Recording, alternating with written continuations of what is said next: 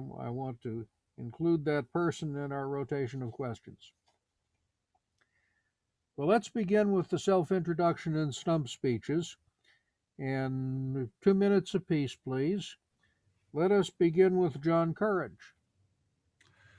Thank you, Ian. And thank you to all my friends and former supporters and current supporters from NEBCD. I really appreciate the opportunity to come before you today and ask again for your support for my continued service to District 9.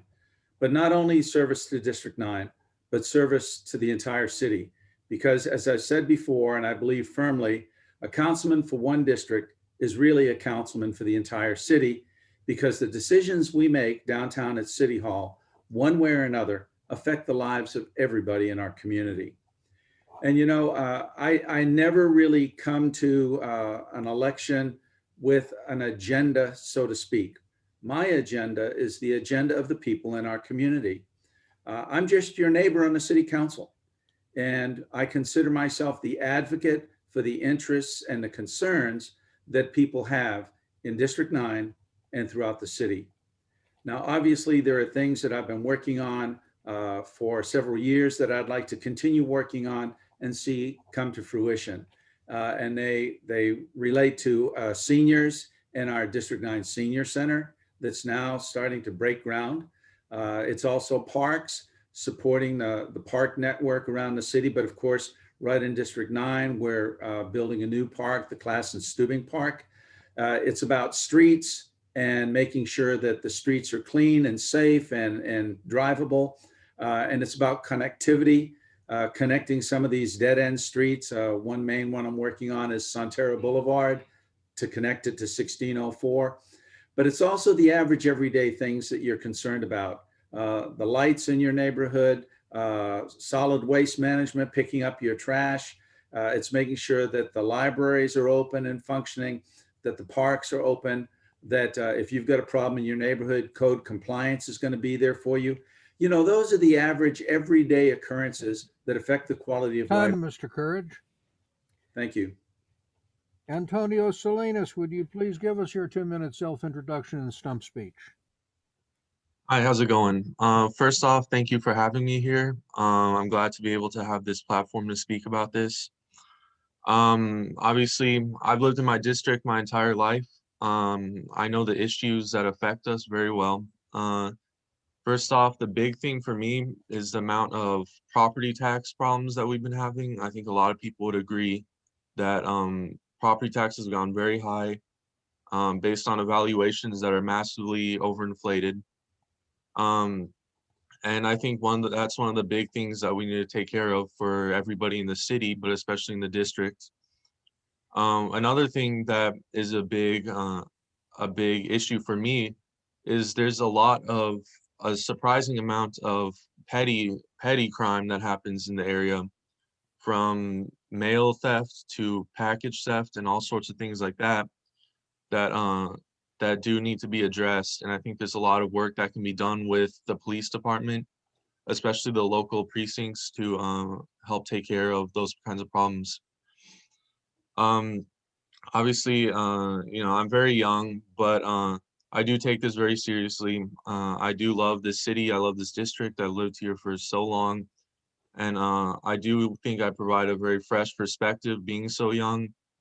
And I think that I could provide just the kind of perspective that the city government needs to help keep the city moving in the right direction and to serve all the people properly. All right. We will move on to questions, and I would request you to fit your reply into 1 minute. The first question is, how do you stand on expanding housing for the homeless and for the simply poor? And we'll begin with Mr. Salinas.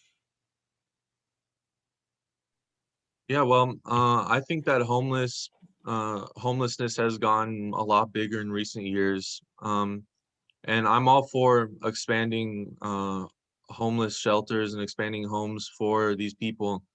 I mean, just like anybody, they need shelter too. Especially looking outside now, it's going to be what, 9 degrees. I mean, the conditions are not something you want to be living out on the street for.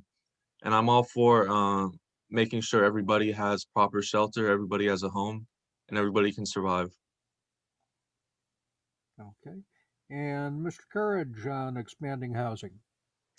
You know, affordable housing has really been a key issue that I've tried to expand on and work on. I sit on the San Antonio Housing Trust Board, and we are working on expanding affordable housing and supporting the development of affordable housing. You know, everybody needs to have a safe home to live in. We have tens of thousands of people right now who are living in substandard homes, and the city needs to step up to the plate and become a greater partner in helping people find and keep a safe and affordable home. One of the issues that we just decided on council was to ask the community, are you willing to expand the city's bond capacity to take on affordable housing as a major issue? And the voters will have an opportunity to talk about that. But I'm doing a lot on affordable housing, but also on homelessness.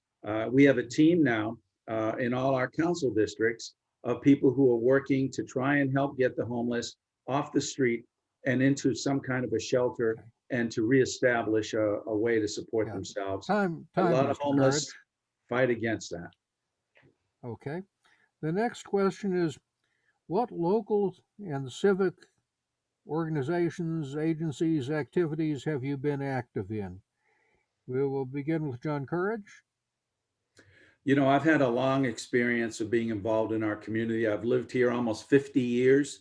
And of course, I was a member of the Alamo Community College District Board of Trustees.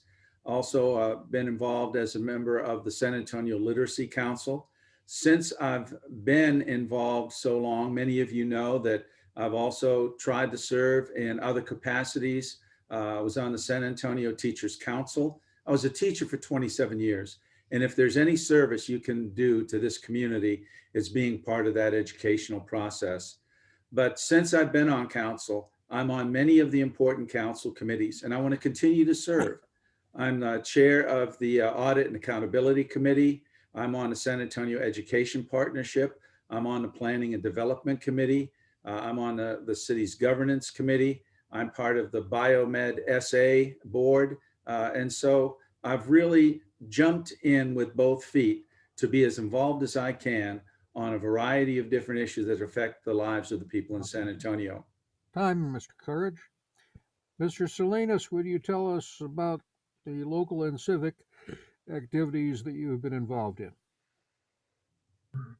Well, of course, I won't lie to you. I mean, I'm a full-time college student. I don't have as much time for things like that, but I will say that I have been part of the police explorers thing. I've seen how the police operate in these areas. I know the issues that the police face and the things that both the citizens and the police do face and have to deal with.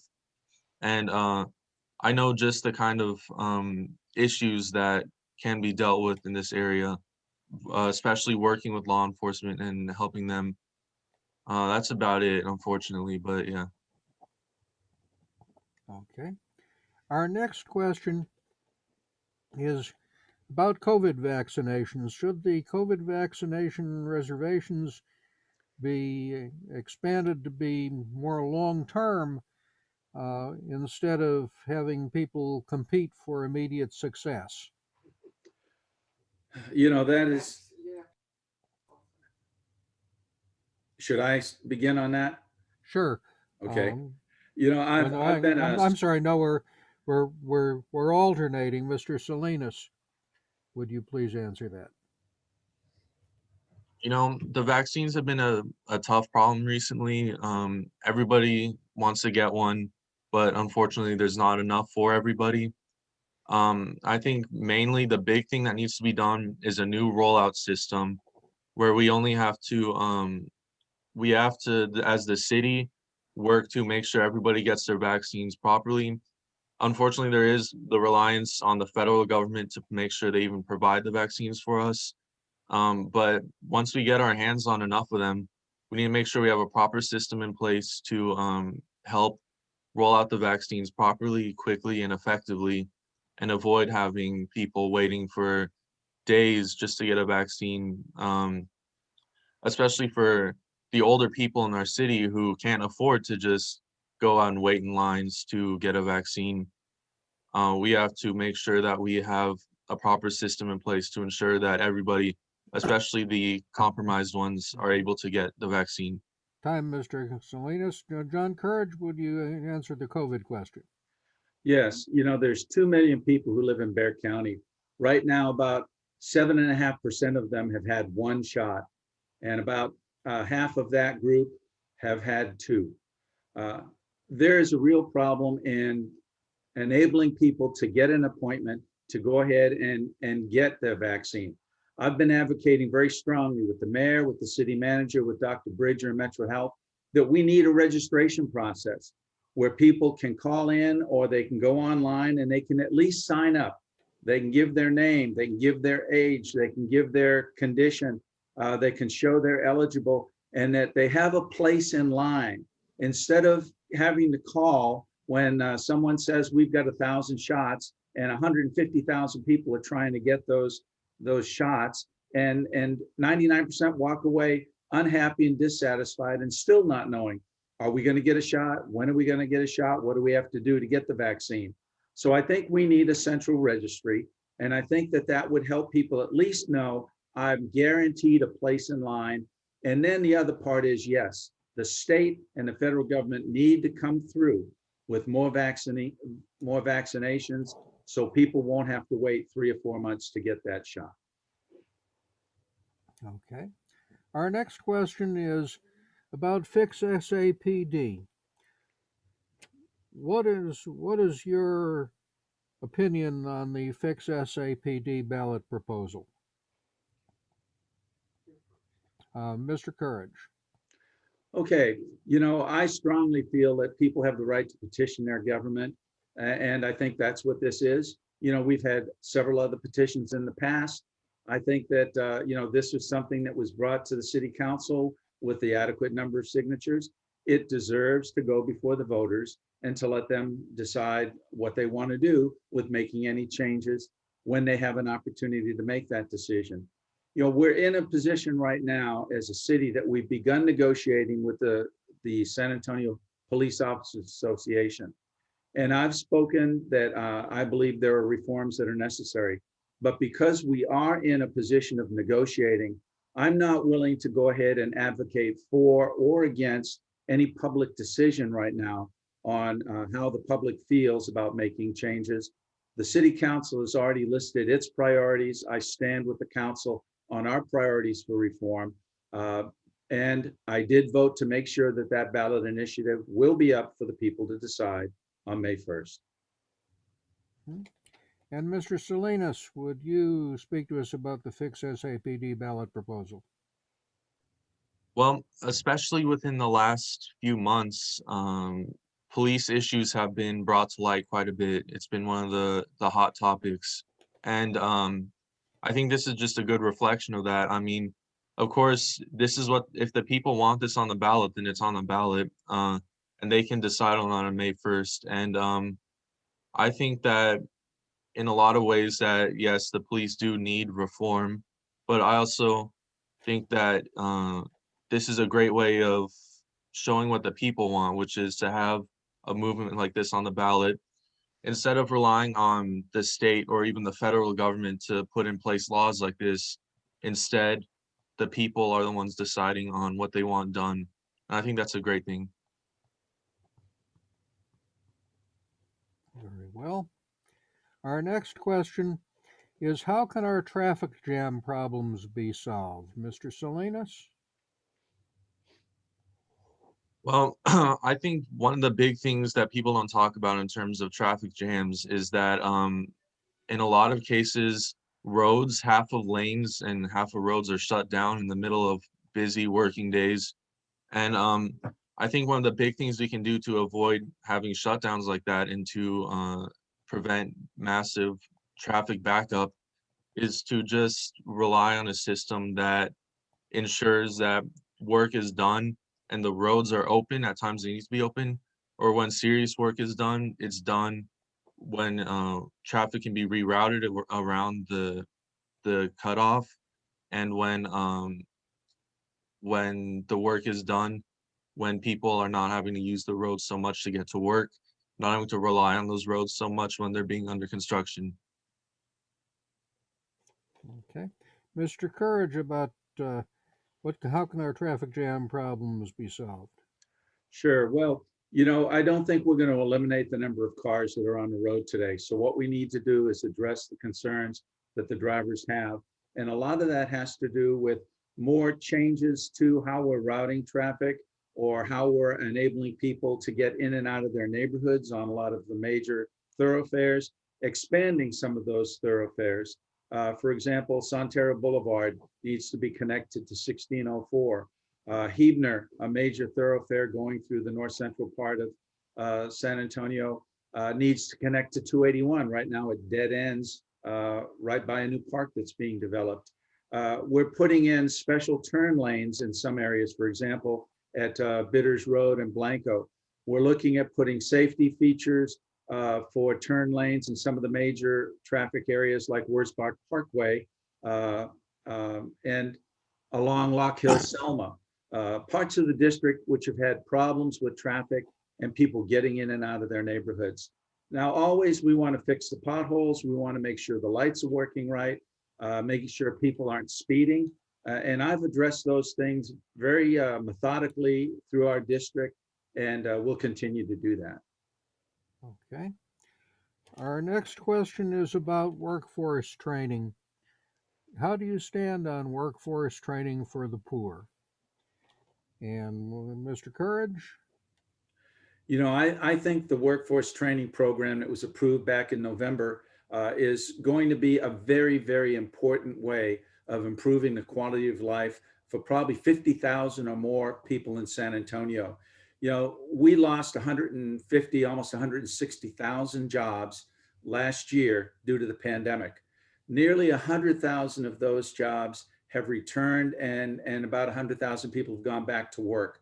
But there really is over 50,000 people right now who are unemployed, who need advanced training, and there are jobs available in a lot of key areas that pay a lot more than $10 or $12 an hour. Many of them pay $19, $20, and $25 an hour. We need to help people train and upgrade their skill level to be able to fill these jobs so that we're not having people coming from out of the city or out of state to fill these positions. And I think that's the main objective of our Ready to Work program. And I support it wholeheartedly. And I really believe it's going to help lift the economy for the individuals and for the city. Okay. And Mr. Salinas, about workforce training. I mean, I think it's absolutely a great system. People certainly need jobs more than ever now, and a system that helps train people for jobs that previously they might not have had any experience for. Now suddenly people are able to get these jobs and fill in these jobs, especially with people just in the city that need the jobs. And I think it's a great system to prepare people and people that might be struggling. It sets them up for a better future. And I think it's a very good system that helps everybody in the long run. Okay. The next question is, what should be done about compensating landlords during the eviction moratorium? Mr. Salinas? Well, the landlords are it's a very complicated subject. Not only do the landlords also have to rely on the people paying their rent, but they have to provide for themselves just as well as the people that are renting from them have to provide for themselves. So I think whatever can be done to ensure that everybody is fairly compensated for what they need to be, as long as it's within realistic quantities and not not a ridiculous amount. I think it's perfectly acceptable to help everybody in the city.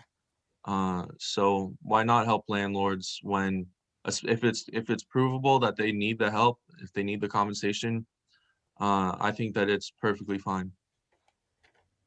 Okay. Mr. Courage on compensating landlords. You know, the question is keeping people in their homes and allowing the owners to maintain those homes so people can live there. And the city has done a marvelous job in putting together local, state, and federal funding to help keep people in their homes. And, you know, a lot of people said, well, you know, if poor people or people out of work can't pay their mortgage or their rent, then, you know, that's just too bad. But this isn't just about helping people pay their rent. It really is about helping the property owners to continue to maintain their property as well. And so the program that we've put together that has committed over $87 million to help keep people in their homes and keep them from being evicted has all gone to the property owners as well. So it's really helping not just the family that's out of a job, it's helping the property owners that are enabling people to find decent housing for themselves. So I think it's working well. And now the state has added some additional funding so that I think we're going to be able to continue to help people stay in their homes until everybody's back on their feet and we're beyond this pandemic. All right.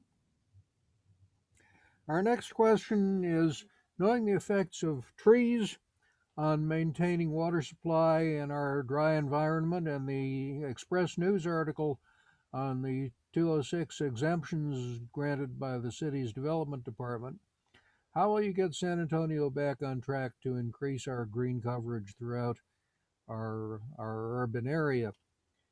We'll begin with Mr. Courage. You know, I was really shocked when I read the story in the paper about what was occurring. It particularly bothered me that there was a public official who may have been highlighted as asking for special treatment.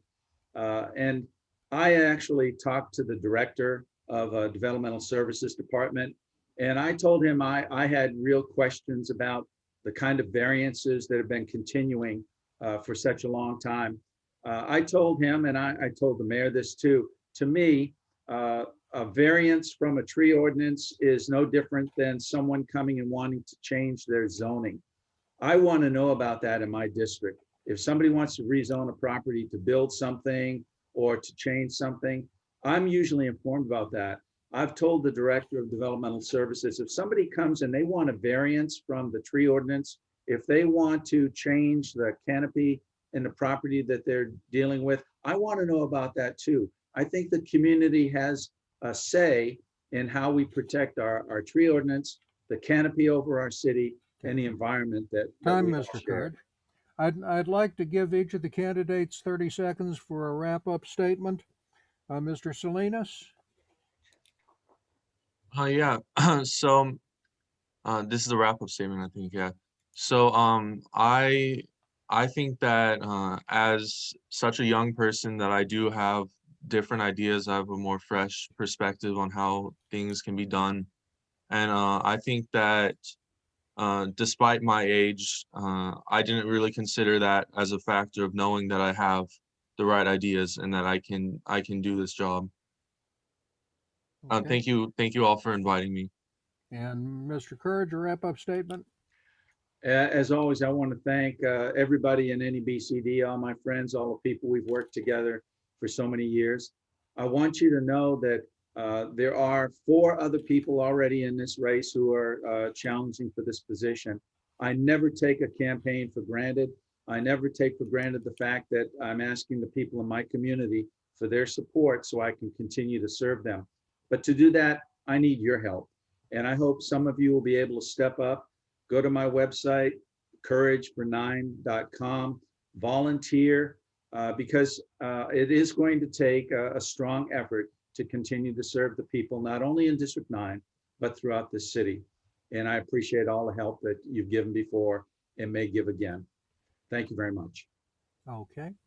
At this time, we will move on to the Council District 10 candidates. And I know Ezra